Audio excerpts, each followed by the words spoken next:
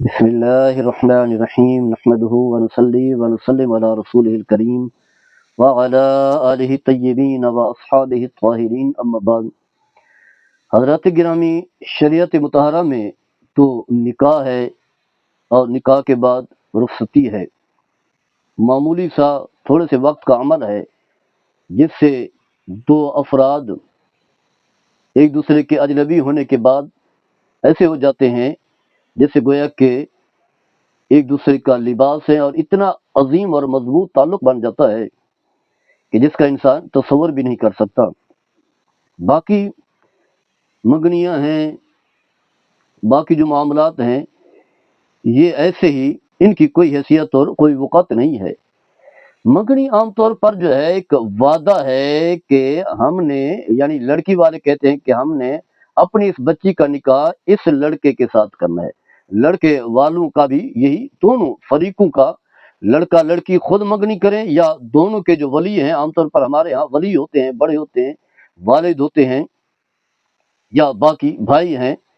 یہ دونوں جو ہے معاملات طے کرتے ہیں اور محض وعدہ ہوتا ہے۔ منگنی جو ایک وعدہ ہے، نکاح نہیں ہے۔ جیسے آپ کسی کے ساتھ وعدہ کرتے ہیں کہ میں آپ کے ساتھ جو ہے یہ معاملہ کروں گا، تو کوشش تو یہی ہونی چاہیے کہ جو آپ نے وعدہ کیا ہے اس وعدے کو توڑے نہیں، کیونکہ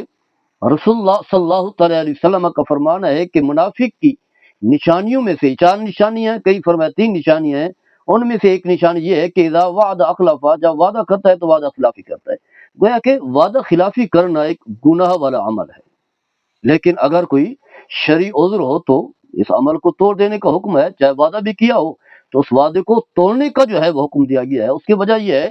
کہ شریعت کے خلاف کرنا جو ہے بہت بڑا گناہ ہے، تو اگر کوئی شرعی عذر ہے تو اس وعدے کو توڑا جا سکتا ہے۔ تو منگنی ایک وعدہ ہے، عہد و پیمان ہے، لیکن ہم دیکھتے ہیں کہ اس میں جو تکلفات ہوتے ہیں وہ ایک عجیب سے تکلفات ہیں، جبکہ یہ احساس نہیں ہے کہ ٹھیک ہے وعدہ ہو گیا، بس یہاں وعدے تک محدود رکھیں اور جب چاہیں نکاح کا تاریخ رکھ کر کے نکاح کریں، بس ٹھیک ہے۔ لیکن یہ تکلفات ہیں کہ جو ہے انگوٹھی پہنائی جاتی ہے لڑکی والوں کی طرف سے الگ، لڑکے والوں کی طرف سے الگ،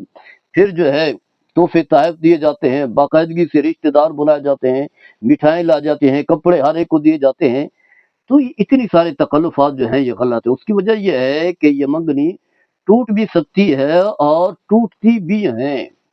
بکثرت ٹوٹتی ہیں۔ اس کی وجہ یہ ہے کہ نکاح تھوڑا ہوا ہے جس میں جو ہے باقاعدگی سے عدالت میں جانا پڑے خلا لینے کے لیے، یا لڑکا جو ہے وہ یونین کونسل میں جائے، کسی وکیل کے پاس جائے، طلاق لکھوائے، بڑے لمبے تکلفات ہوتے ہیں۔ اس میں تو کسی چیز کی ضرورت ہی نہیں ہے، بس یہی ہے کہ ہم نے شادی نہیں کرنی، پہلے آپ سے وعدہ کر لیا تھا، اب شادی نہیں کرنی،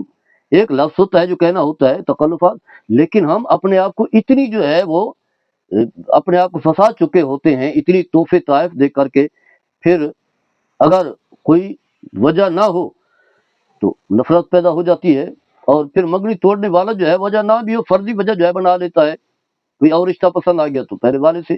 جو ہے وہ رشتہ ختم کر دیا، عہد و پیمان کو توڑ۔ ہاں شرعی وجہ ہے تو پھر تو ٹھیک ہے، کوئی قباحت نہیں ہے، لیکن بلا وجہ جو ہے پھر اور جگہ وعدہ کر لیا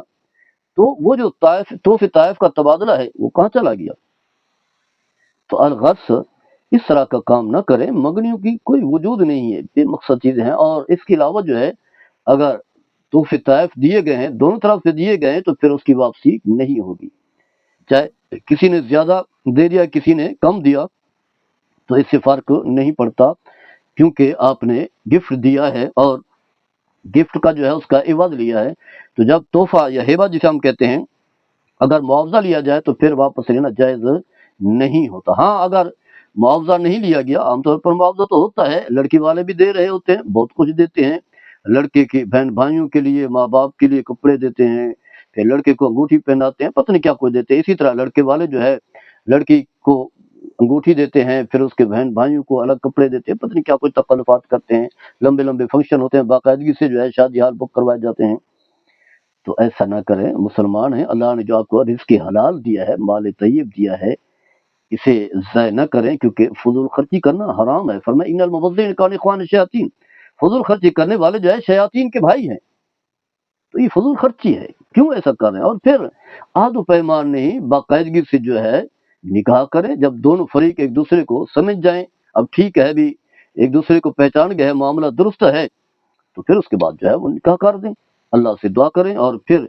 دونوں کی تربیت اس انداز سے کریں، دونوں کے ماں باپ جو ہے دونوں کو بتائیں کہ ہر ایک دوسرے کے اوپر حقوق ہے، وہ حقوق کو پورا کرتے رہیں، شریعت کے مطالعہ کا دامن نہ چھوڑیں، تو حقیقت یہ ہے کہ زندگی جو ہے پاکیزہ، صاف ستھری اور سکون والی رہتی ہے۔ اللہ تعالیٰ ہم سب کو عمل کرنے کی توفیق عطا فرمائے۔ وما علی البلاغ۔